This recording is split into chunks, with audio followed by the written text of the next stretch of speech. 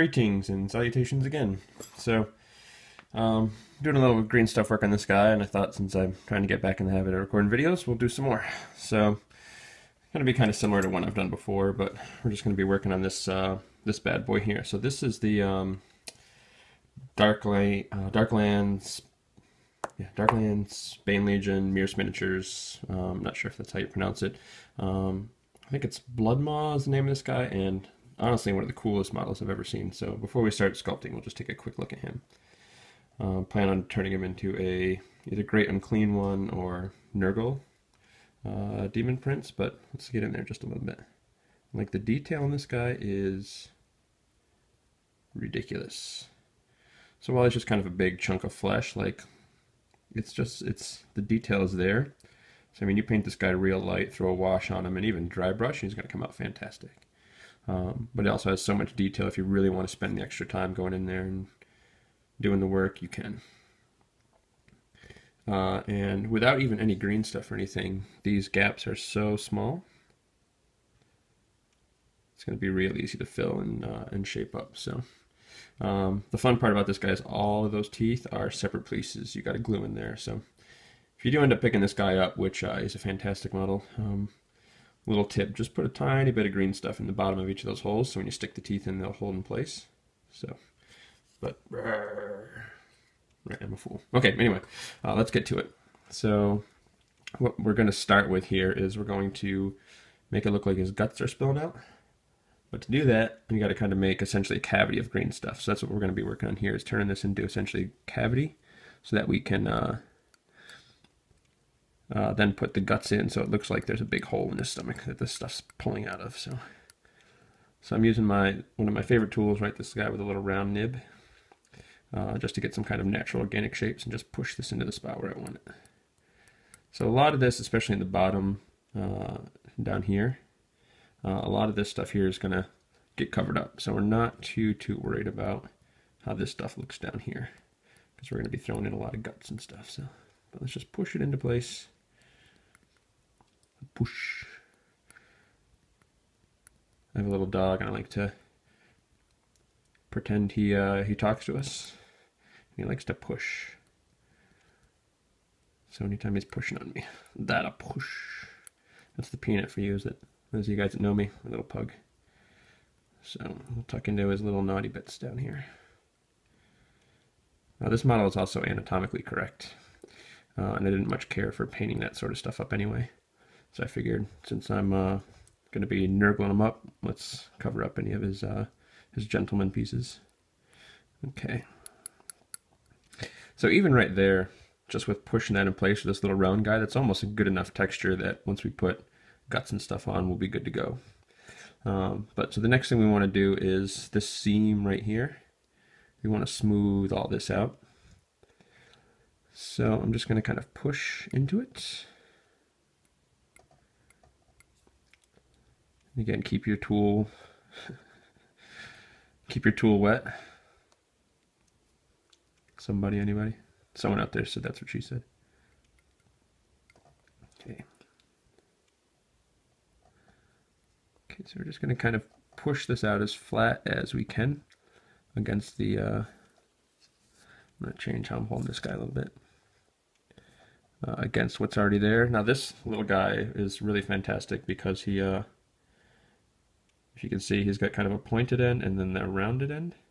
Focus, there we go. So that pointed end is really good for some of these little, like, I don't know if you can really tell, but his stomach kind of has a little, like where his belly button would be, kind of dips in here a little. So this really lets me push it in. So we just want to make a smooth transition so that when we hit it with paint, we're good to go. So we're just filling a gap, basically, even though there's no gap. Excuse me. Old allergies, gotta love them. Okay. Next thing I'm going to do is take one of my other favorite tools, right? You guys remember this guy, this little soft silicone guy? And then we're just going to use that to really push on the edge here. A little fly wants to join me. He must know it's Nurgle.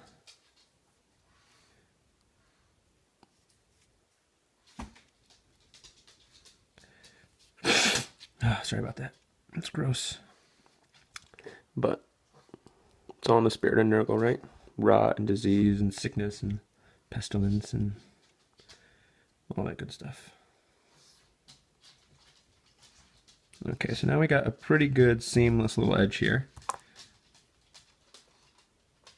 That's really pushed in there pretty good. We'll take, we're going to take this little guy, and I'm going to use the back end of it. And because he's got so much really nice rich texture on his skin, we're going to try and mimic that a little bit in the green stuff here before it dries. So we're just going to kind of just drag it along in kind of random directions so that it kind of looks like it's part of him.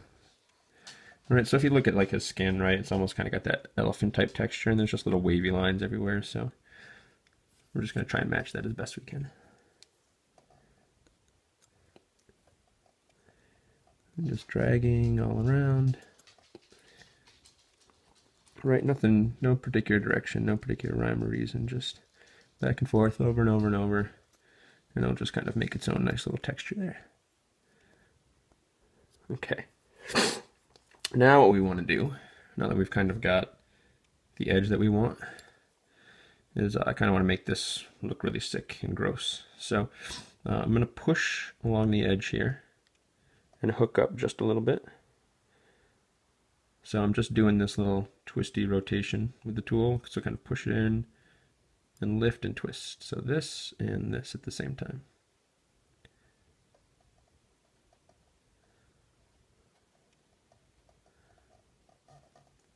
What is that squeaking sound? That's really annoying.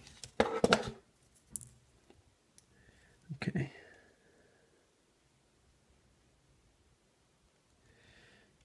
Alright, so we got something sort of like that. So we got this little edge going. Now what I'm going to do is really push this up. So that gives us kind of a nice little layer.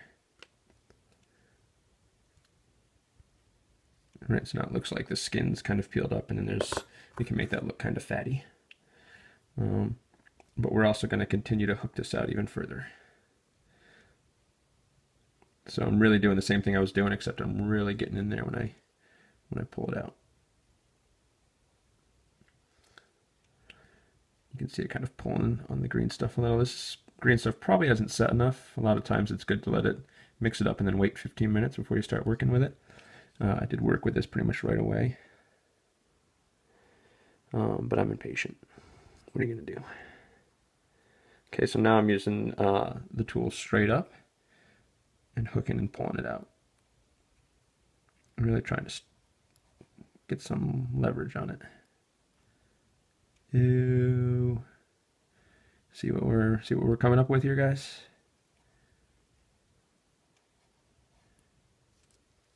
All right.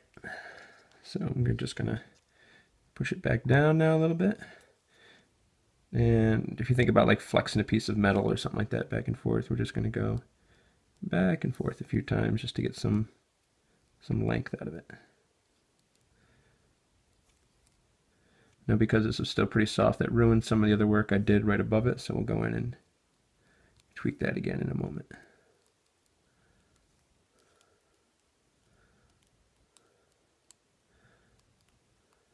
Okay. Okay, so we'll just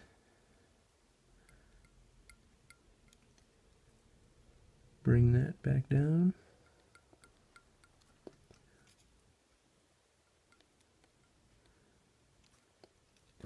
And then put in some of our little lines and stuff again.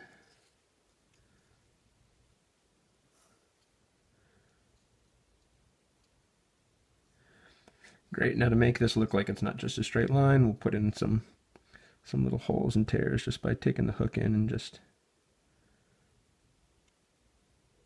pushing that stuff around, and kind of, again, we're kind of lifting up as we get into that little hole. Let me bring this in a little better. That focus there, okay.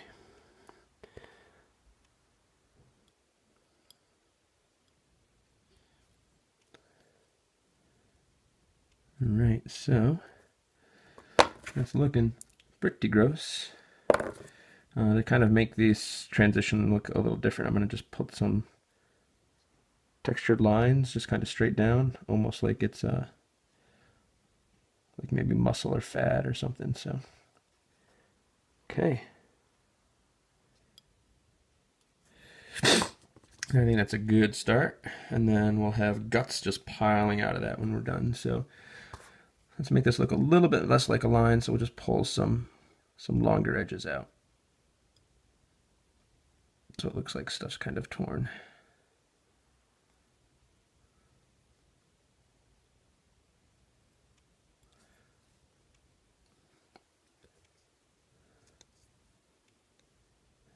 Oh yeah, that's Nurgle. All right, pull that up a little bit. So I think that's where we'll stop for now, and then I'll bring you in on, I guess, part 2 once we start getting some guts going. Thanks for watching.